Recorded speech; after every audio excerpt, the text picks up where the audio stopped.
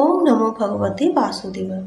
হিন্দু পঞ্জিকা অনুসারে 2025-এ ভাদ্র মাসের কৃষ্ণপক্ষের একাদশী তিথি 18ই আগস্ট বিকেল 5:52 থেকে শুরু হবে আর একাদশী তিথি শেষ হবে 19শে আগস্ট বিকেল 3:32। এমন অবস্থায় আমরা উদয় তিথি অনুসারেই আমরা অজা একাদশী উপবাস পালন করব। আর 20 আগস্ট সকাল 5:53 থেকে 8:29-এর মধ্যে পারণ পর্ব শেষ করতে হবে।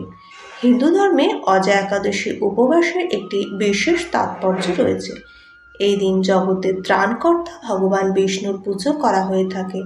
অজা একাদশীর উপবাস অশ্বমেধ যজ্ঞের মতোই ফলদায়ক। এই উপবাসে ভগবান বিষ্ণুর উদ্দেশ্যে উৎসর্গ করা হয়েছে। এই উপবাসের ফলে ভক্তের পাপ বিনাশ হয় এবং মোক্ষ লাভ পর্যন্ত হতে পারে।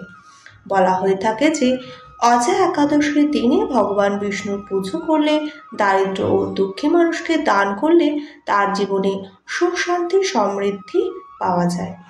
এছাড়াও দানের একটি বিশেষ গুরুত্ব রয়েছে। এই দিনে খাদ্যশস্য দান সর্বোত্তম। তাই একাদশীর শুভ দিনে নারায়ণ সেবা, দরিদ্র পীড়িত প্রতিবন্ধী শিশুদের অন্ন বস্ত্র দান করলে পুণ্যের অংশীদার হয়।